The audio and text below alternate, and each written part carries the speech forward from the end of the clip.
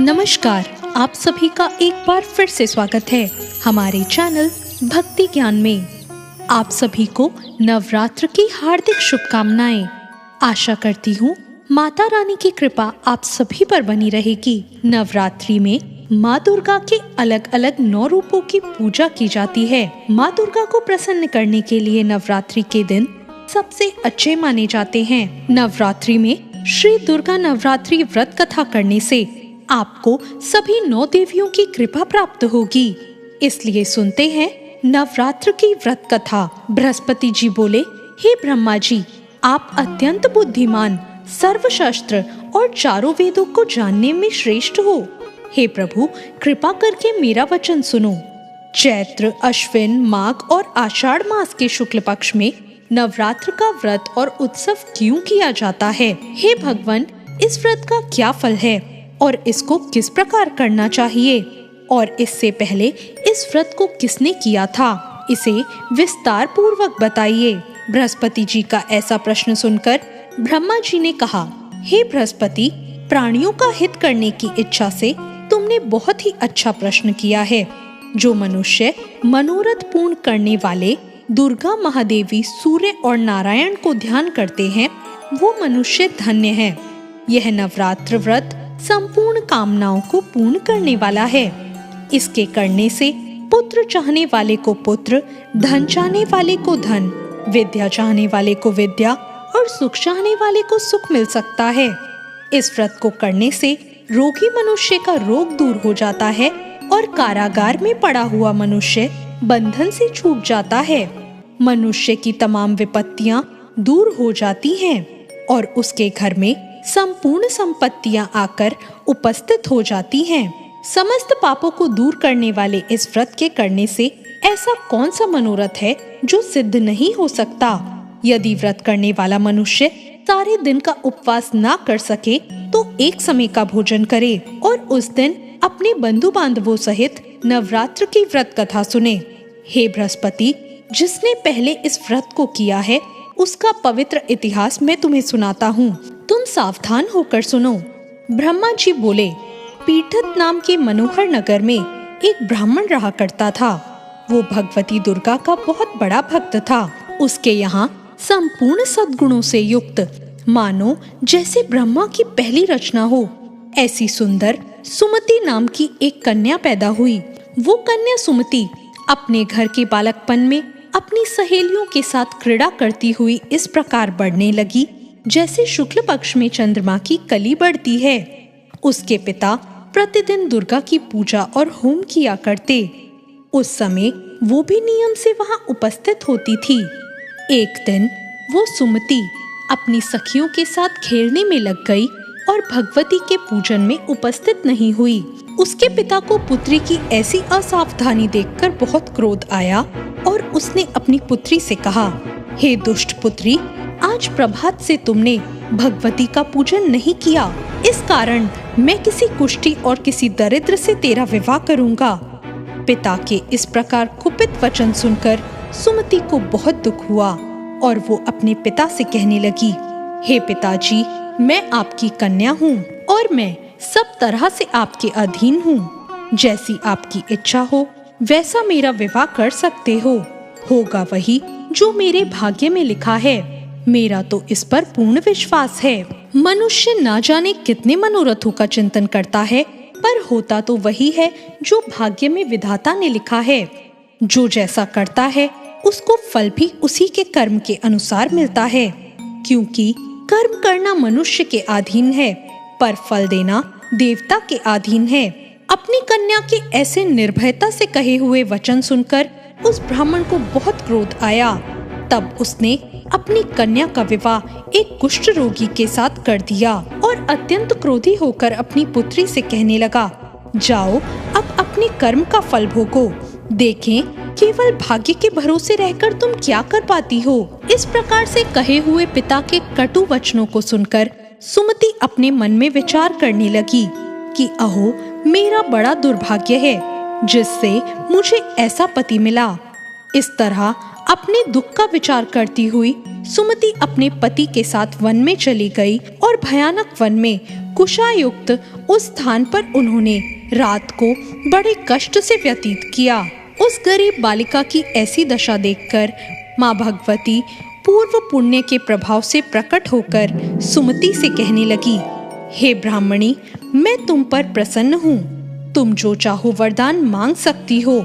मैं प्रसन्न होने पर मनवांछित फल देने वाली हूँ।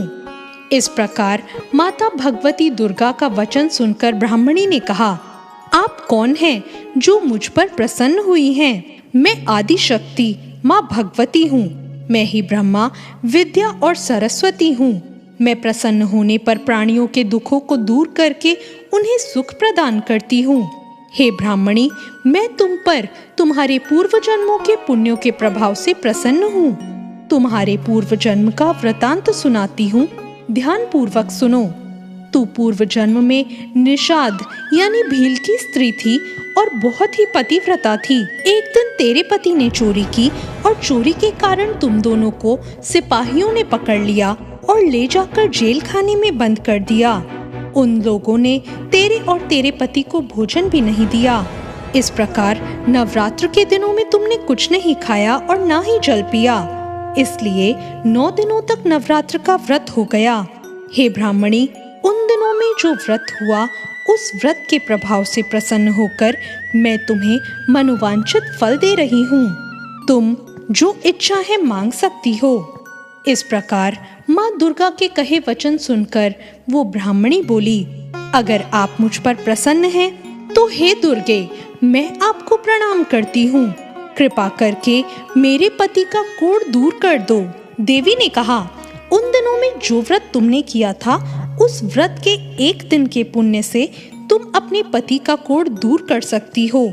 उनमें से एक दिन अपने पति को अर्पण करो और मेरे प्रभाव से तेरा पति कोढ़ रहित हो जाएगा और सोने के समान शरीर वाला सुंदर हो जाएगा।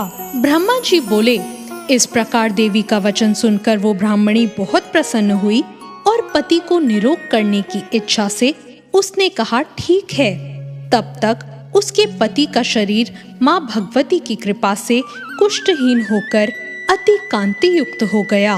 उसका पति ऐसा सुंदर हो गया कि जिसकी कांति के समान चंद्रमा की कांति भी क्षीण हो जाती। वो ब्राह्मणी पति की मनोहर देह को देखकर देवी को अति पराक्रमी समझने लगी और उनकी स्तुति करने लगी। वो बोली, हे दुर्गे, आप तो कष्टों को दूर करने वाली, तीनों जगत की संताप हरने वाली हो, समस्त दुखों को दूर करने वाली, रोगी को निरोगी करने वाली, प्रसन्न होने पर मनोवांछित फल देने वाली और दुष्ट मनुष्यों का नाश करने वाली हो। आप ही जगत की माता और पिता हो। हे अम्बे, मुझ अपराध रहित अबला का मेरे पिता ने कुष्ठ रोगी के साथ विवाह कर दिया और मुझे घर से निकाल दिया। उनकी निकाली हुई पृथ्वी पर मैं घूमने लगी। आपने ही मेरा उद्धार किया है। हे देवी, मैं आपको प्रणाम करती हूँ। मुझ दीन की रक्षा करो। ब्रह्मा जी बोले, हे बृहस्पति, इस प्रकार उस सुमति ने मन से देवी की बहुत स्तुति की और उसकी स्तुति सुनकर देवी को बहुत संतोष हुआ और देवी ने ब्राह्मणी से कहा, हे ब्राह्मणी, तुम्हारे उदायल नाम के एक अति बुद्धिमान, धनवान, कीर्तिवान और जितेंद्रिय पुत्र शीघ्र ही होगा। ऐसा कहकर देवी ब्राह्मणी से फिर कहने लगी, हे ब्राह्मणी, जो कुछ तेरी इच्छा है वो मनवांछित वस्तु तू मुझसे मांग सकती है। ऐसा माँ भगवती का वचन सुनकर सुमति ने कहा, हे भगवती दुर्गे, अगर आप मेरे पर अब भी प्रसन्न हैं तो कृपा करके मुझे नवरात्र की विधि बताइए। हे दयावती, जिस विधि से नवरात्र व्रत करने से आप प्रसन्न होती हैं, उस विधि और उसके फल को मेरे लिए विस्तार से वर्णन करें।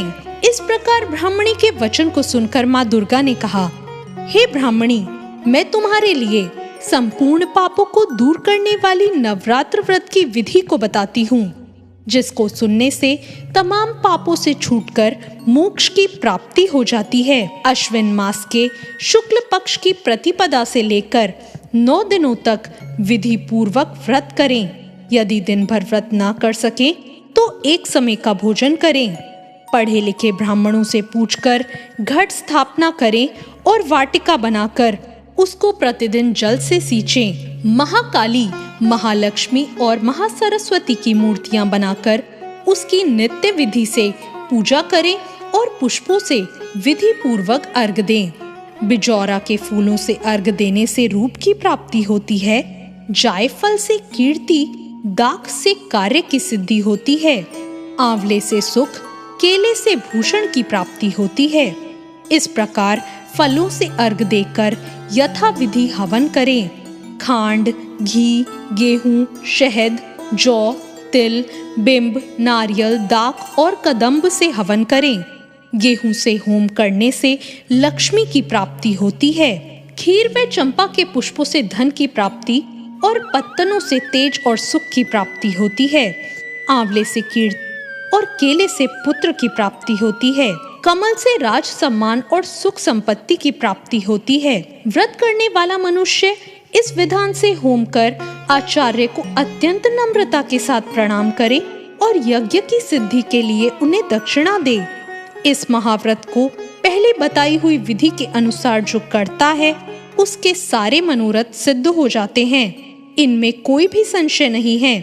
इन 9 दिनों में जो कुछ दान आदि किया जाता है उसका करोड़ों गुना फल मिलता है। इस नवरात्रि के व्रत को करने से ही अश्वमेघ यज्ञ का फल भी मिलता है। हे ब्राह्मणी, इस संपूर्ण कामनाओं को पूर्ण करने वाले उत्तम व्रत को तीर्थ, मंदिर अथवा घर में ही विधि के अनुसार करें। ब्रह्मा जी ने कहा, हे बृहस्पति, इस प्रकार ब्राह्मणी को व्रत की विधि बताकर माता अंतर्ध्यान हो गई। जो मनुष्य या स्त्री इस व्रत को भक्ति पूर्वक करता है वो इस लोक में सुख पाकर अंत में दुर्लभ मोक्ष को प्राप्त करता है। हे बृहस्पति, ये दुर्लभ व्रत का महात्म मैंने तुम्हारे लिए बताया है। ऐसा ब्रह्मा जी का वचन सुनकर बृहस्पति जी आनंद के कारण रोमांचित हो गए और ब्रह्मा जी से कहने लगे, हे ब्रह्मा जी, आपने मुझ पर अति कृपा की जो अमृत के समान इस नवरात्र व्रत का महात्म सुनाया। हे प्रभु, आपके बिना और इस महात्म को कौन सुना सकता था। ऐसे बृहस्पति जी के वचन सुनकर ब्रह्मा जी बोले, हे बृहस्पति, तुमने सब प्राणियों का हित करने वाले इस अलौकिक व्रत को पूछा है, इसलिए तुम धन्य हो। ये भगवती शक्ति संपूर्ण लोकों का पालन करने वाली है। इस महादेवी के प्रभाव को कौन जान सकता है। तो ये थी नवरात्र की व्रत कथा। आपको ये कथा कैसी लगी कमेंट करके जरूर बताएं।